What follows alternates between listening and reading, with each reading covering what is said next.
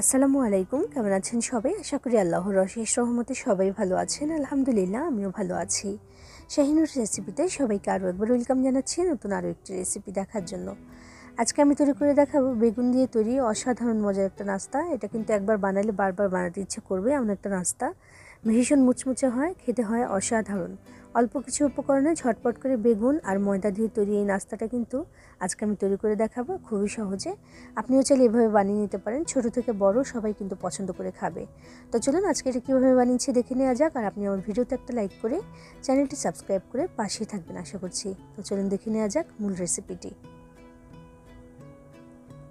এখানে আমি নিয়েছি 3টি বেগুন। বেগুনগুলো কিন্তু খুব বেশি বড় না, একটু ছোট ছোট সাইজের। তো এই 3টা বেগুন দিয়ে কিন্তু আজকের নাস্তাটা হবে।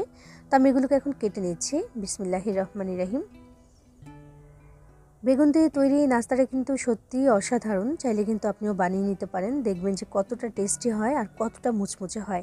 একবার বানালে কিন্তু রোজ রোজ বানাতে ইচ্ছে করবে, এটা এতটাই মজাদার। তো দেখুন আমি আমার পছন্দ মতো কেটে নিচ্ছি। এভাবে যে কাটতে হবে তেমন কোনো কথা নেই, যে কোনোভাবে আপনি আপনার পছন্দ মতো কেটে নিতে পারেন। আমিও কেটে নিচ্ছি আমার পছন্দ মতো। দেখুন ঠিক এমন করে আমি পুরো বেগুনগুলো এখন কেটে নেব।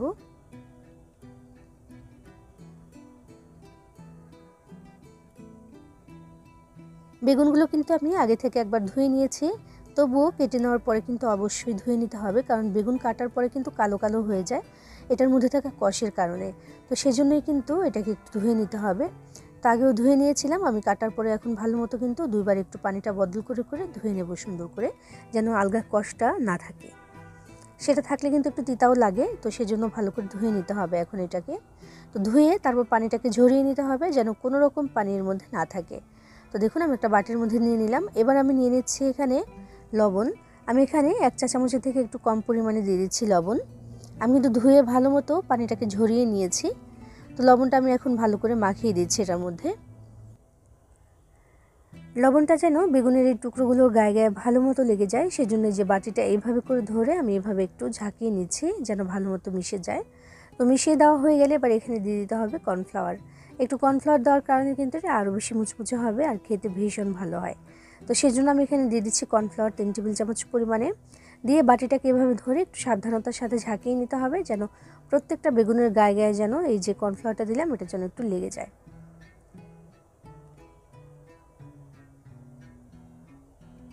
মাখিয়ে নেওয়া হয়ে গেছে, যে এমন হয়েছে হালকা একটা কোটিং এখানে লেগেছে কর্নফ্লাওয়ারের। তো এটাকে একটা পাশে রেখে দিচ্ছি। এখানে বাটিতে নিয়ে নিচ্ছি আমি 1.5 কাপ পরিমাণে ময়দা।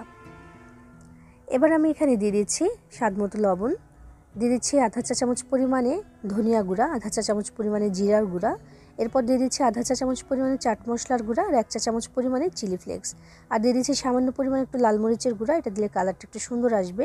এরপর দিয়ে দিচ্ছি আমি এখানে কাসুরি মেথি, সেটা দিয়ে দিয়েছি আমি 1 চা চামচ পরিমাণে, আর সাদা তিল দিয়ে দিচ্ছি আমি এখানে 2 চা চামচ পরিমাণে। দিয়ে এবার সব কিছু একসাথে ভালো মতো মিশিয়ে নিচ্ছি। যে সাদা তিলটা দিলাম, কাসুরি মেথি দিলাম, এগুলোর কারণে কিন্তু ফ্লেভারটা খুব বেশি ভালো আসবে। তো একটু মিশিয়ে নিলাম শুকনো অবস্থায়। এরপরে পানি দিয়ে দিয়ে এখানে একটা ব্যাটার বানিয়ে নিতে হবে। আমি এখানে ময়দা নিয়েছি 1.5 কাপ পরিমাণে, আর পানি দিব এখানে মোট 2 কাপ পরিমাণে। এতে করে যে একটা ব্যাটার হবে, আমি তেমন ঘনত্বের একটা ব্যাটারি কিন্তু এখানে চাচ্ছি। পানিটা কিন্তু আমি একবারেই দিয়ে দিইনি, আমি অল্প অল্প করে দিয়ে দিচ্ছি। দিয়ে ভালো মতো মিশিয়ে নিতে হবে যেন এই ময়দার মধ্যে কোনো ধরনের দলা বেঁধে না থাকে। তো অল্প অল্প করে দিতে দিতে আমি কিন্তু 2 কাপ পরিমাণে পানি এখানে দিয়ে দিয়েছি। এবার ভালো মতো মিক্স করে নেওয়ার পালা। আমি মিক্স করে নিচ্ছি এটাকে। সুন্দর একটা ব্যাটার কিন্তু তৈরি হয়ে গেল। আর এই ব্যাটারটা দিয়ে যে কোনো কিছু বানালেই কিন্তু ভীষণ মুচমুচে হবে, আর উপরের যে কোটিংটা হবে সেটা কিন্তু অনেক বেশি টেস্টি হবে। কারণ এখানে আমি কাসুরি মেথি দিয়েছি, তিল দিয়েছি, আরও কিছু উপকরণ দিয়েছি।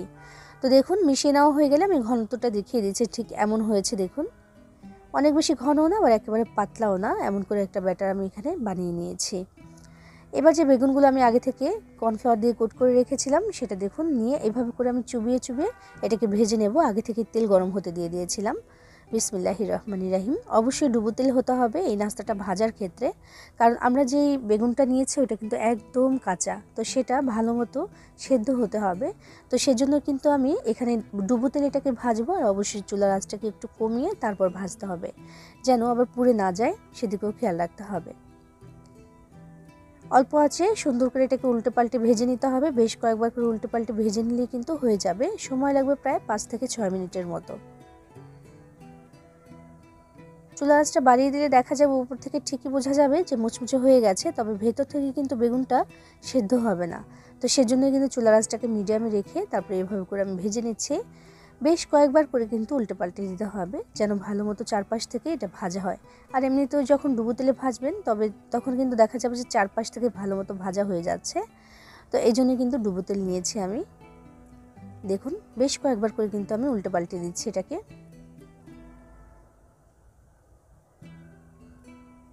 একটা সময় দেখা যাবে যে মাশাআল্লাহ সুন্দর একটা কালার কিন্তু চলে আসবে, আর যখন উল্টাপাল্টা করবেন তখনই বোঝা যাবে যে এটা কতটা বেশি মুচমুচে হয়ে গেছে। একদম মুচমুচে কিন্তু হয়ে গেছে আমাদের এই বেগুনের নাস্তাগুলো। এবার আমি তেল থেকে ছেঁকে তারপরে নাস্তাগুলোকে তুলে নেব, আর একইভাবে ভেজে নেব বাকি যে নাস্তাগুলো আছে সেগুলোকে। দেখুন মাশাআল্লাহ অনেক সুন্দর একটা কালার কিন্তু চলে এসেছে। এবার আমি তেল থেকে ছেঁকে তুলে নিচ্ছি এগুলোকে।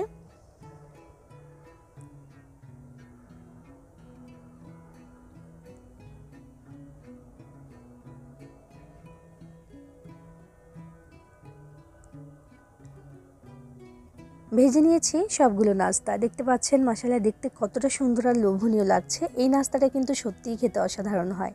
বেগুন দিয়ে তৈরি যে এত সুন্দর একটা নাস্তা হয় সেটা কিন্তু বানিয়ে না খেলে আপনি বুঝতেই পারবেন না। এটা যদি একদিন বানান এটা কিন্তু বারবার বানাতে ইচ্ছে করবে, আর ছোট থেকে বড় সবাই খেতে পছন্দ করবে।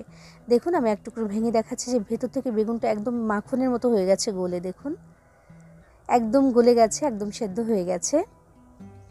এইভাবে আপনিও কিন্তু বানিয়ে নিতে পারেন, সবাই পছন্দ করে খাবে ইনশাল্লাহ। বানিয়ে খেয়ে দেখবেন ভালো লাগবে। সবাই ভালো থাকবেন, সবার জন্য সবাই দোয়া করবেন। আল্লাহ হাফেজ।